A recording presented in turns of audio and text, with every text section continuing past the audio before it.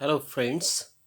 I am Srikant Ruikar from the Department of English, Vivekanand College, Kolhapur. I welcome you all to the another video which is based on the literary movement. So let us see the very literary movement, that is the problem play. Now, one by one, we are going to see the various aspects and details of this problem plays. The problem play is a type of drama that developed in the 19th century to deal with controversial social issues in a realistic manner, to expose social ills, and to stimulate thought and discussion on the part of the audience. In short, a problem play is a play in which the playwright tackles the social, economic, human, and political problems of the society he lives in. Henrik Ibsen is known to be the founder of the problem plays. The problem play may be defined as the presentation of a contemporary question through realistic technique. It came into existence towards the close of the Victorian age. It was primarily free, active fight with the problems of contemporary life and morality, and it was inspired by the social reality of the time. It adopted the realistic form, or we can call it technique. It is used to include all serious drama in which problems of human life as such are presented. And in a more particular sense, the modern drama of ideas are written by the playwrights like Henrik Ibsen, George Bernard Shaw, John Galsworthy, Granville Barker, J.M. Barrie, and others. Bernard Shaw defined it as the presentation of a conflict between man's will and his environment. Eric Bentley finds the problem play as the play which ends with a question mark. He says that the dramatist's business is to state the problem clearly and effectively and not to present ready made solutions or to suggest a specific remedy. Now, let us see what exactly problem play is. The problem play or drama of idea is a play which treats a particular social or moral problem. It has a propaganda value and it tries to suggest quite often the solution of that problem.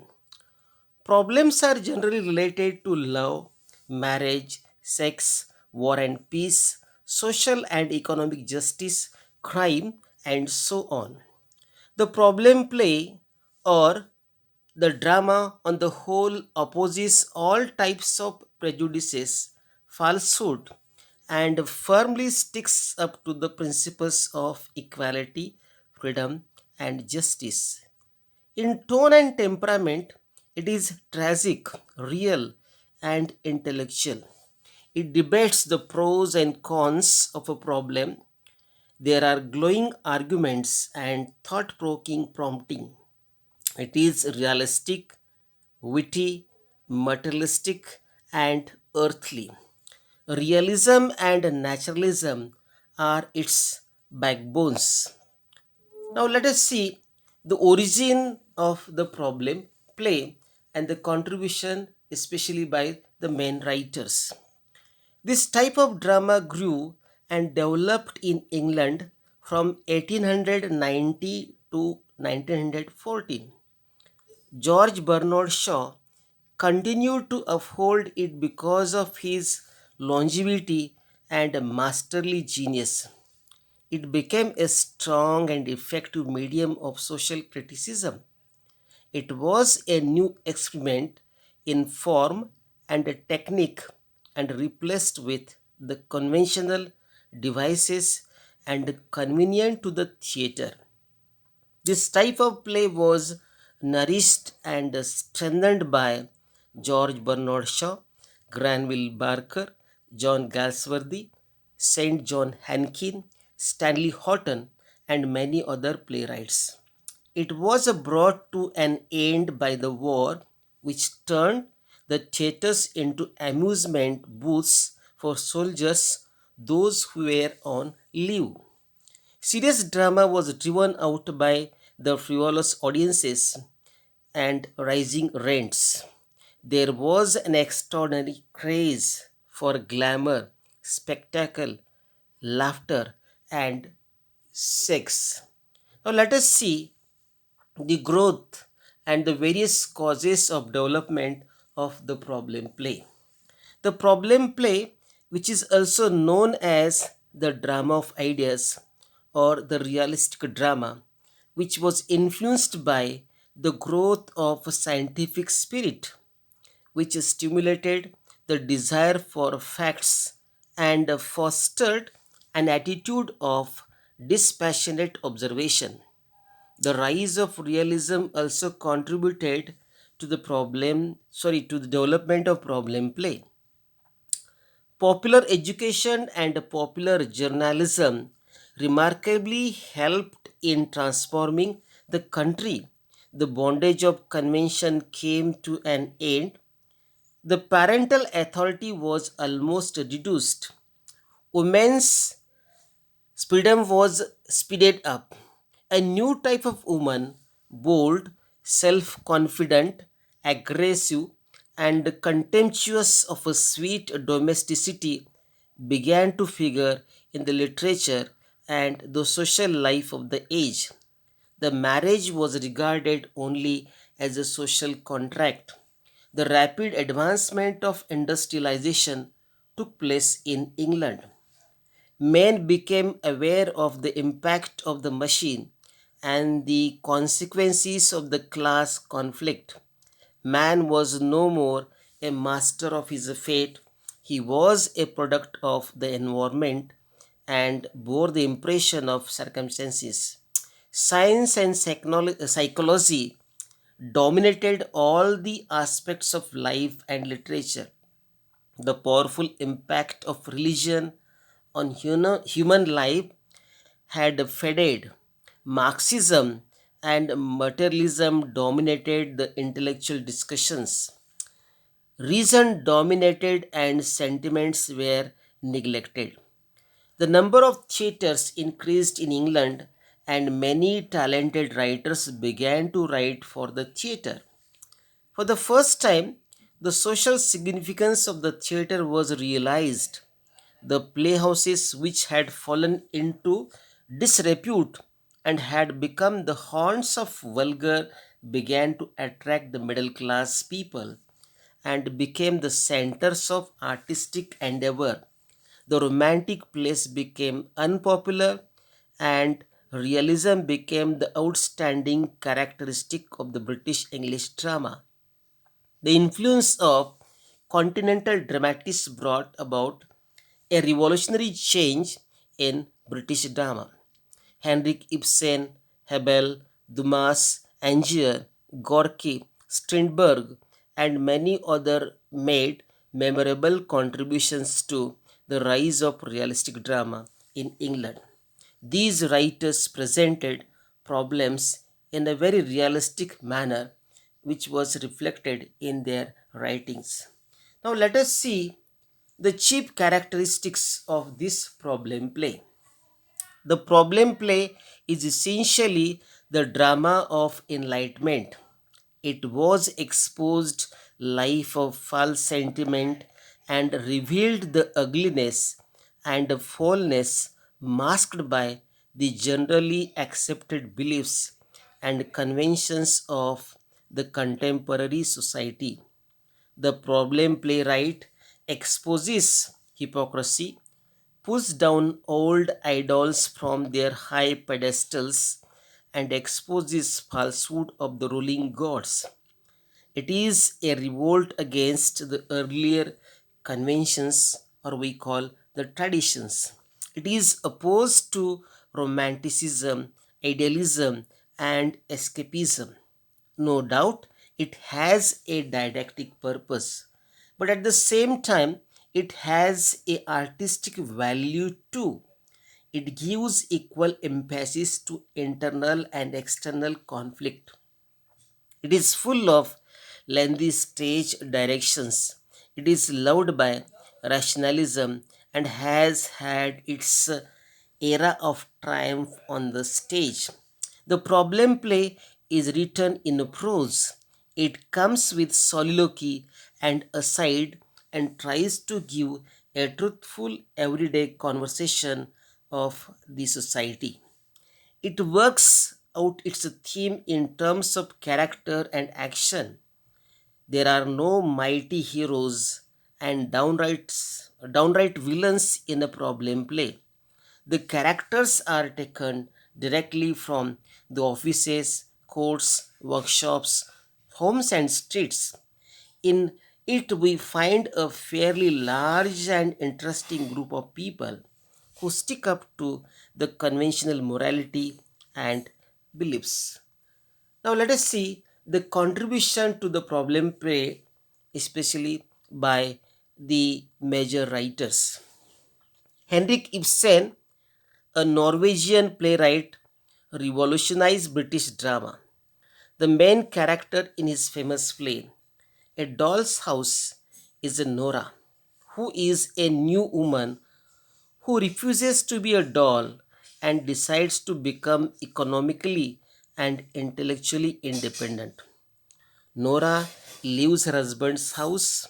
The discussion in this play disturbed 1,000 homes and created a storm all over the Europe. Nora is the new woman who struggles between the two worlds, one the dead and the other powerless to be born. Ibsen dealt with the contemporary situations and problems in his plays. He exposed the hypocrisy on which our social and family relationships are based.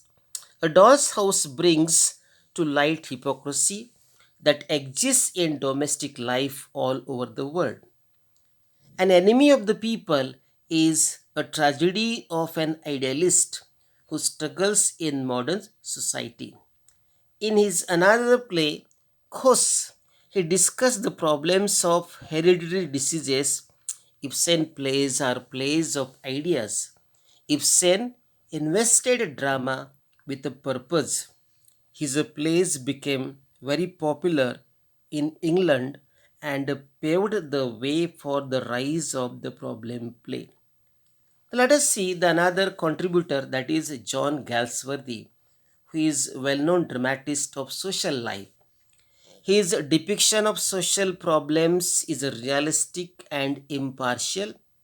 His prominent characters are drawn from the middle classes. Many dramas by Galsworthy are connected with the theme of justice, and some plays are connected with criminal cases and pursuit of the law. All his plays are marked with a deep and a sharp irony.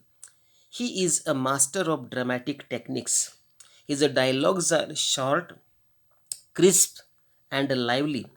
His well known plays are The Silver Box, The Stripe, The Show, The Skin Game, The Forest, The Joy, A Family Man, Justice, The Mob, A Bit of Love, The Elder Son, Loyalties, and so on.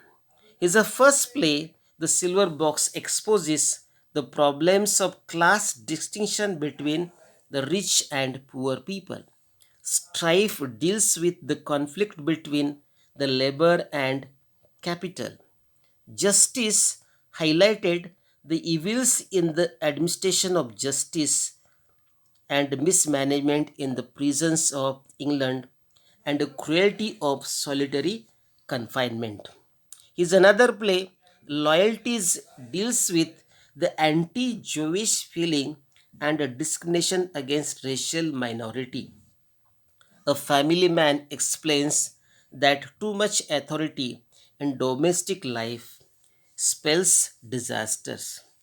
Then, the very important writer of this particular play is George Bernard Shaw.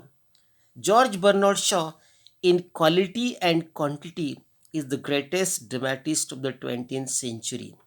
He was a disciple of Henrik Ibsen. Like Ibsen, he used drama as a medium for ventilating his ideas. He strongly rejected the thesis of arts for art's sake. A famous critic, S.E. Ward, says Bernard Shaw's plays are continuous record of the long struggle between artist and moralist.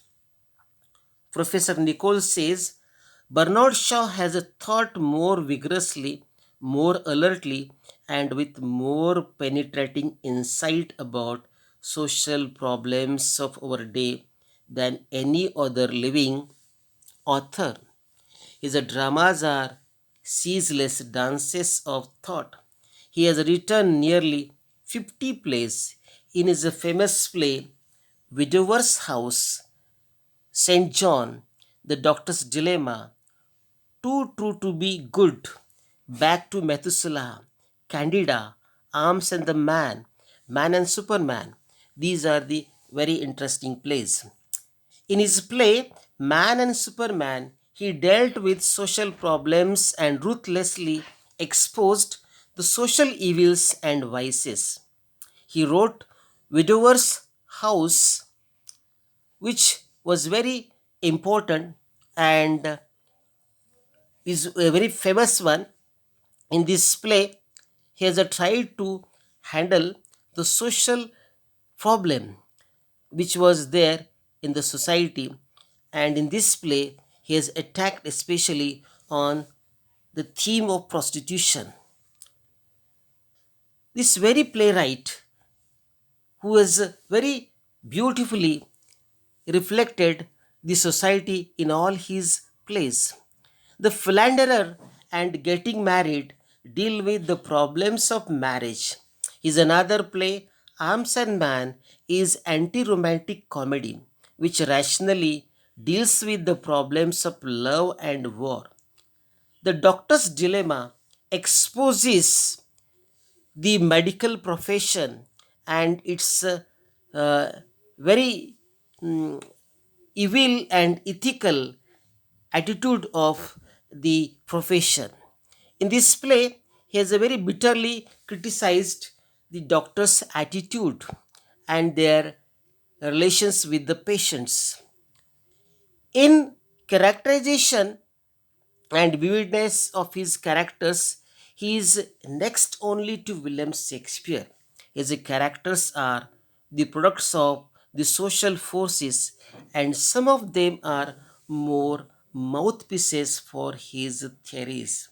Then we have Granville Barker, the another playwright, who was an actor, producer, and a playwright.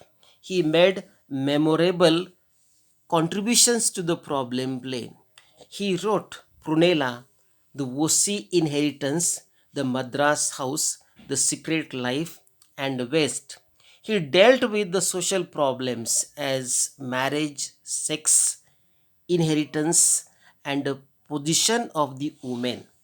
In his plays, he discussed contemporary problems with the realistic touch.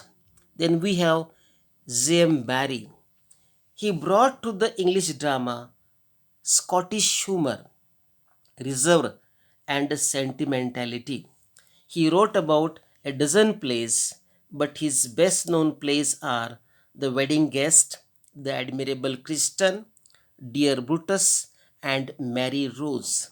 His plays brought to the commercial theatre a delicacy of texture. There are some other dramatists who also contributed to this type of drama, that is the play. The other prose writers who wrote in concern with realism are Somerset Maugham, Stanley Houghton, Harold Brighthouse, Alan Monkhouse, Noel Coward, Lord Dunsay, C.K. Munro, and John Drinkwater. But in their hands, the prose drama did not remain very interesting because it lost its spirit and their real problems which they tried to express were not that much correctly expressed in their hands. As we see that the drama which was written in the days of, we see, George Bernard Shaw and John Galsworthy, they had that spirit of the society and the problems of the society, and that which was very clearly reflected in in their plays. In short, the problem play, which was flourished only in the 20th century, and it spread over that particular period, and it was very beautifully reflected in their plays and the society and their social issues and problems, which were very well expressed by these writers. In a way, it was a purpose of these writers to give didactism to the society and try to give the message to the people through their writings. So their contribution is very important as far as this movement is concerned. With this brief note, I think I should stop here. I am going to stop here, and you please go through this video again and again and try to understand the very concept of the problem play. With this, I stop here. Thank you all. Thank you.